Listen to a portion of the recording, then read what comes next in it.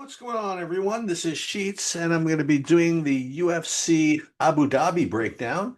And this is going to be the main DFS slate breakdown, where we don't spend too much time on the lineup construction piece and just go over who we think the best plays are going to be. I don't know if I'm going to have time to do a lineup construction video tomorrow. I'm going to try, and got just a little bit too cute the last 2 weeks, actually. We did get a decent amount of uniqueness, but left a little bit too much money on the table in some instances. We pulled a pretty nice little trick with the Holloway Poirier fight, um, which kind of came back to bite us a little bit.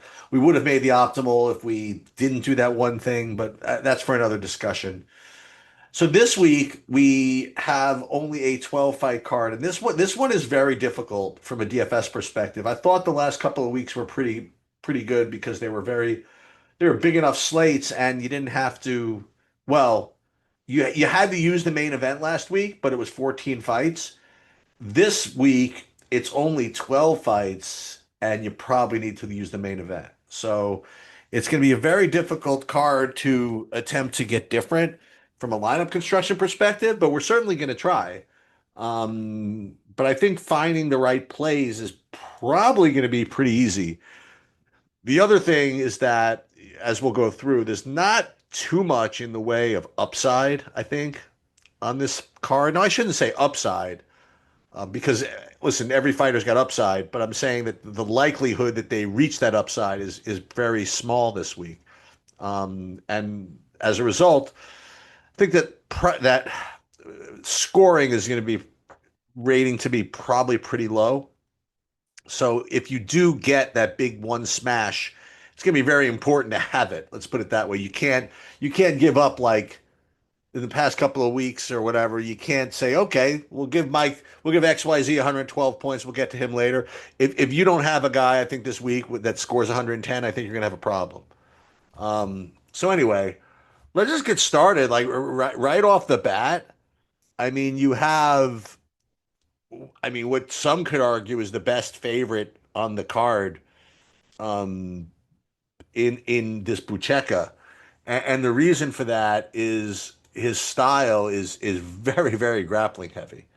Um, so you not only he's minus 300, okay, you also have a minus 160 inside the distance line, which is very strong for that price.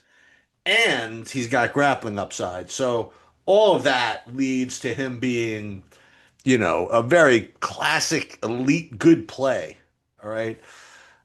It's possible that he doesn't get completely jammed for a number of reasons. Number one, no one's heard of him. That's been playing DFS, put it that way. And number two, it's the first fight of the night. So it's possible he doesn't get completely jammed. But the good news is that even if he does get jammed, first of all, it's a good play, and second of all, no problem. We could play some Budai also. You know, I also do think that Budai, he could. It's very possible he turns this into a real ugly fight. I mean, his style is very. It's not very DraftKings friendly. I mean, he likes to get in the clinch and not let anybody create a lot of space and I could see a lot of frustration if you play Buchecha at huge chalk, trying to fight his way off the cage to get his grappling going. So he does look like a tremendous play, but when we get to lineup construction, I'm going to see a lot of reasons to probably go the other side here as well. And certainly, I'm going to not go all in on Buchecha. I mean, because again, I've seen this variation too often, where this completely just descends into a low scoring nonsense. Okay, moving on. Muhammad Yahya versus Stephen Nguyen. Let's make sure there's no big line movement here. So Nguyen's 9,200. Take a look at his inside the distance line here. I mean, it's minus 140 or minus 130. Perfectly good. I mean, very similar to Buchecha, except Nguyen doesn't really have the grappling upside. There is also some, home cooking for Yaya, being from this area. So if you do get to a decision, and you have Nguyen and you get robbed, you're really not allowed to complain. But then again, if you play him in DFS and you get to a decision, you have no right to complain about the result anyway. Okay, because you're not playing him for his results and decisions. You're playing him in his role his variations with first round knockouts. So I think Nguyen's fine, perfectly reasonable. I think Pucheka's better just because of the grappling upside that goes along with his equally good inside the distance line. But Nguyen certainly at that price is certainly worth it. All right, so you have Ibo Aslan versus Billy Elakana. I guess we'll get right into it. We'll take a look at the inside the distance lines here. At 8,900, you're going to want minus, probably plus 110, something like that. And wow, look at this. Aslan minus 170 inside. I mean, forgive me. I might have made a mistake in my assessment of the card here. Maybe there is a lot of upside here. I've said there's no upside, and we're now three fights in, and all of them have an inside the distance line of minus 110. So what the hell do I know? This is a tremendous metric here for Islam. So for Aslan. So yeah, absolutely. And let's see, Billy Echelon. Let's see what he is. Is he plus 300 even inside? No, not really. Plus 400. I guess he's live, but I think, boy, three pretty good favorites in a row, right on the heels of me saying there are no good favorites. So lesson one: don't listen to Sheets uh, until he gets things going. All right, Amanda Hebas versus Tabitha Ritchie. Um, so we're getting now towards the mid-range, and as we've discussed recently, I mean, these mid-range fights you just kind of have to have. But I think that this one, I think if anything, I'm more inclined to play the Ricci side of this than Hebas. I'm a big fan of Ricci in general. I mean, she's not only has takedowns, which she honestly hasn't used recently. I mean, she did have one, but she also does have the ability to put up a decent amount of volume. And she did have 100 significant strikes against Jillian Robertson, along with three takedowns. I mean, not to mention she had 100. This was a pretty cool fight actually, against Angela Hill. Um, and I just think she can win. I don't know what to say. I don't think Ricci it's at excuse me. I don't think that what's her name? Hebos at 8,600 is any great shakes here. She never really scores well enough to win to win slates. So uh, for me, uh, probably gonna I'd have to advise passing. But if anything, let's put at least Ricci on as one of our first underdogs that we like here. All right, Davy Grant versus Damon Blackshear. Blackshear kind of disappointed from a DFS perspective in his last fight. People were expecting him actually the last bunch of fights. I mean, he had four takedowns against Batista and lost a pretty tough decision. Um, and he was coming off of two straight submission wins. And I guess for people thought that he was going to go for a lot more grappling in his fight against Haley Alatang. He did have 125 significant strikes. That's good. But at 9K, that style is not going to work. He's going to need to get a finish here at 9K, and I don't think his inside the distance line is particularly good. Let's take a look. Damon Blackshear inside the distance is, let's just see. It's not terrible, but plus 140 compared to all the other cats that we just saw. I mean, I think this is probably a fade. And I mean, Davy Grant. I mean, if that's the case, if Blackshear's not going to look that great, then you're not going to have good leverage playing Davy Grant against him. And Davy Grant particularly doesn't have the greatest metrics either. I mean, we'll look at his, but I don't even think he's plus 400 inside the distance. Maybe even worse. Yeah, plus 700. I mean, it's just Doesn't have a great win odds, doesn't have a lot of finish equity. It's just overall just kind of a bad play. All right, Carlos Leal versus Muslim Salikov. Again, this is exhibit D, I guess, of why Eric is an idiot. Because I mean, uh, this is what's his inside the distance line? Minus 300, and we'll take a look at it. I'll bet you it's minus 300 here. I mean, he's a big time puncher. Let's see. Muslim Salikov versus Carlos Leal. Let's see here. No, not that good. Okay, so minus 160. All right, so what does that mean? He's minus 160, so he's got a very similar inside the distance line to Islan, Nguyen, Bucheka. But now with Leal, we're paying 9,400. But it's not like 9,600 or 9,700 like we've seen. I think it's very reasonable. So there it is, Exhibit D about why Eric is an idiot. Lots of good finishing upside, finishing rates on this card. Islan, Bucheka, Nguyen, Leal. But we still haven't come across underdogs yet, except for Ricci, which is not exactly a tremendous underdog. It's kind of the first one I kind of like. All right, so now we get to the final, I guess, six fights. We better get moving here with some underdogs or some mid range. So as I've been harping on for the last, I mean, it seems like a year now. Whenever you're thinking of avoiding these mid-range fights for whatever reason, just think again. It's not even particularly relevant what kind of upside the fight has. I mean, obviously it's always relevant, but the way the lineup construction works, getting these $7,900 fighters and $8,300 fighters in the lineups to and allowing you to avoid like these punts that are like plus 250, plus 300 to win is just so valuable that you almost don't even need these guys to score at all. I mean, to be worth it. And in this particular fight, I mean, you have well, I mean, on the one end, you have Bryce Mitchell, who's just his entire path to victory is filled with DraftKings points.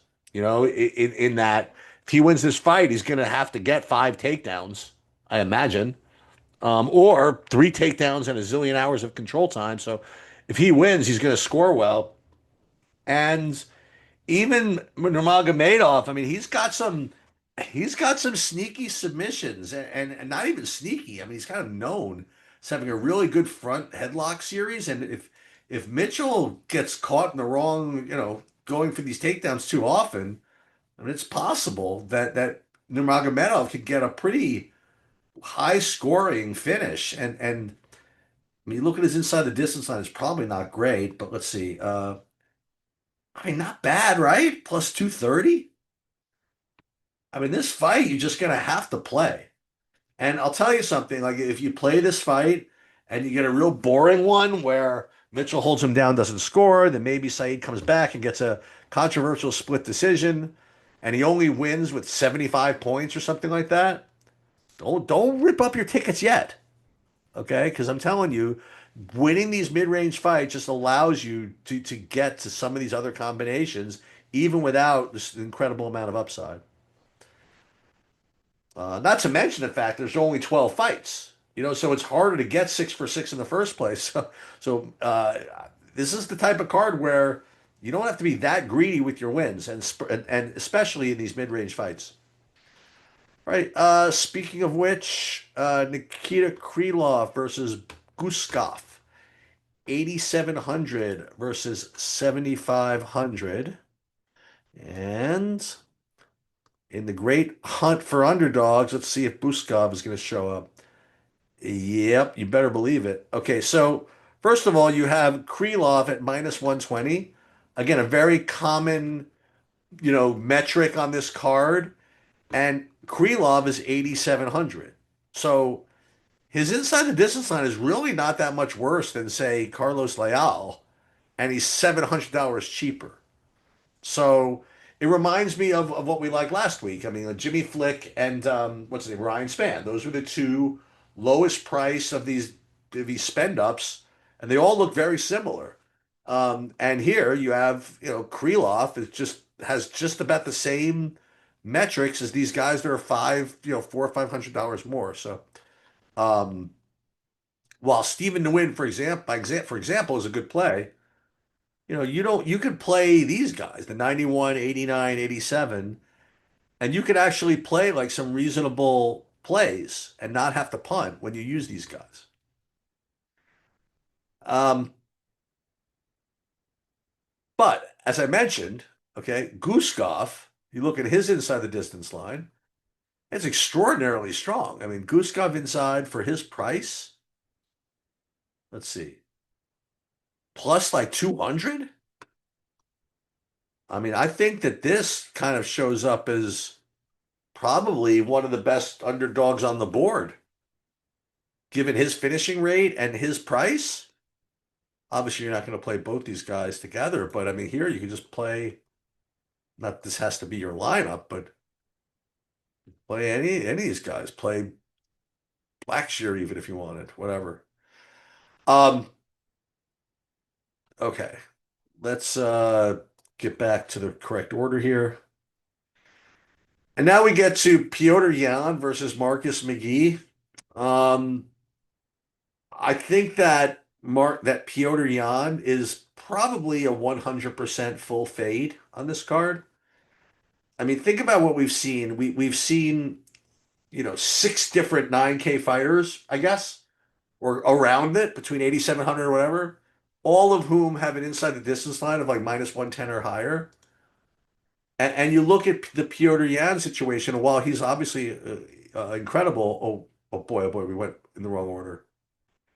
All right, we'll get back to it. But we'll do this one first. So Piotr Jan, his inside the distance line is atrocious. It's like plus 320. So you really just can't play him. And he's a slow starter in general. He's just a really, really bad DFS play. Marcus McGee, I mean, if you like him to win, sure, but I mean, according to the odds, he's only going to win about 30% of the time, not even like 22% of the time. And considering that Piotr Jan is not going to be particularly popular, I don't see any reason to do this. So that's that. As I mentioned, uh, we missed with two. We went straight to the Piotr Jan. So let's do Jose Ochoa versus Asu Almabayev. Very interesting fight here.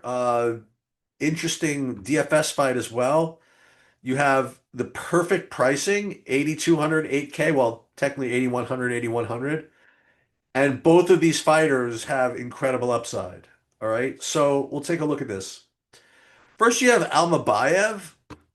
Now, Almabayev's inside the distance line. I can't imagine is very good, but has this control, this chain wrestling style where if he gets it going, we're talking about 120 points, maybe even without getting a finish. So at his price, this mid-range, even with no inside the distance line, he's extremely strong.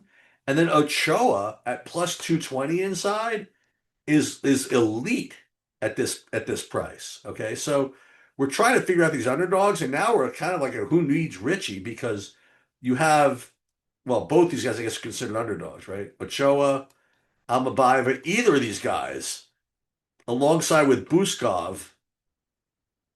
I mean, very, very strong. I mean, I almost feel as though the Almabayev Ochoa fight is almost unfadable in a way. I think that fight's probably is that better than Bryce Mitchell and Saeed Nurmagomedov? I actually think they're very similar. It's very, very difficult to fade those. Anyway, good pricing, good upside. Both these fighters look very, very good. Okay, Shara Magomedov can't really fight in the United States, I think, because of his eye, I believe. And he finally ran into somebody that gave him trouble. He really had no answers for Michael Page. After some, I don't know. I've never been particularly impressed with the guy, if you want to know the truth. I mean, he did. I mean, I thought this was a pretty miserable performance against Bruno Silva, to tell you the truth. It took him 3 rounds to get rid of Tricoli. Oh, Zaychuk to a decision, and then the Petrosian fight. I think he was losing, or at least was pretty close. And all right, he got a nice spinning back fist, whatever that was. And then he got kind of tooled on by Michael Page. I mean, I don't like this at all. I mean, it's against Marc-Andre Barriol, who's got a lot of cardio. He likes to press the pace, and I'm not interested. You know what I mean? I'm just not interested in Mark Madoff at all. Let's take a look at his inside the distance line. Is it even -110? I guess it has to be, right? But let's just see. Magomedov inside, yeah, I guess -140. So technically, he's got good metrics and he's a good play. This guy's no wrestling. He's completely finish or bust. And it's not as if he's cheap. He's 9,600. I don't know. I'm on record as saying this is a fade. And Barry Old, I I almost want to bet this dude. I mean, honestly, this is my opinion. This is not, based on anything. Uh, I just think that what's his name is overrated. What can I say?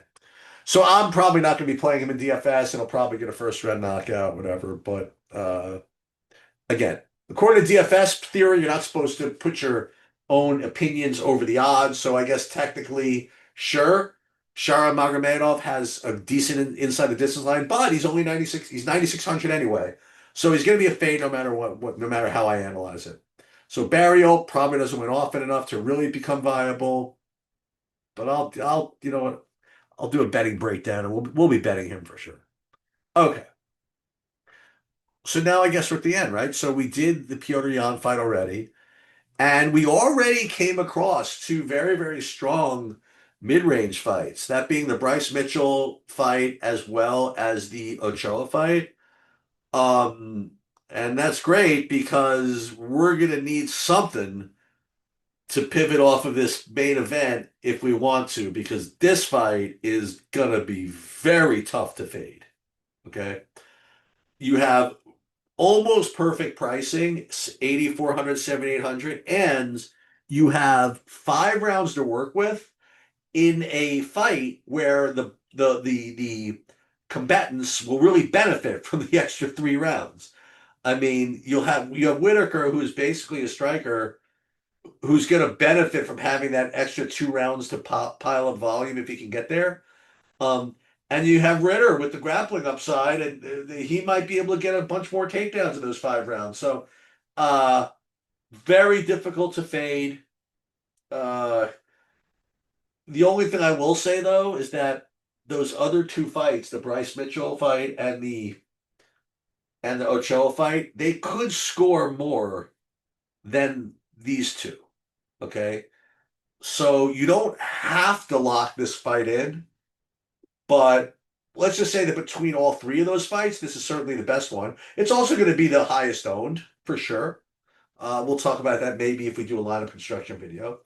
But it is a difficult fade. All right. So what have we learned here? What does all of this mean, as I like to say, to the average man? What this means is that there are 3 key fights, the 3 big mid-rangers, the main event, the Ochoa fight, and the Bryce Mitchell fight. Those three fights, or at least 2 of them, I think, should be in most every one of your lineups. Then it's a question of what other underdogs do we really want to add to these favorites. It's. I think that going back, I think that the Guskov is probably the one. Okay, I don't see any reason to play any of these other dudes. Okay, maybe Richie. Okay. Maybe you sneak Richie in there. So you play Buskov and Richie as your underdogs, uh, along with those mid-rangers.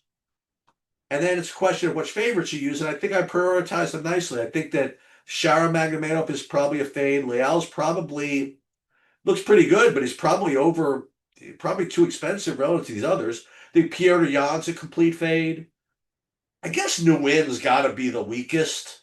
or maybe Blackshear. So I think you play like I think my advice is very similar to last week, is that you play the lowest price of these big favorites, that being Bucheka, Aslan, and who did I say? Krylov. Now the only thing is you play Krylov and you don't get to play Guskov. And then you can just kind of screw around with these mid-range fights. You know, like for example, this isn't going to work, but let's say you played De Ritter, and then who's Mitchell play going against Saeed Nurmagomedov, and then I mean you can even play Richie here, or you play Ochoa. You know what I'm saying? And then move down from maybe checking to somebody. So you can. It's very easy to see what you can do here. So I might do a betting breakdown tomorrow. I might do a lineup construction video tomorrow, but at the very least, I do think that I'm glad I was able to talk through this card intelligently, and hopefully gave you guys something to work with. That'll do it. Good luck, everybody.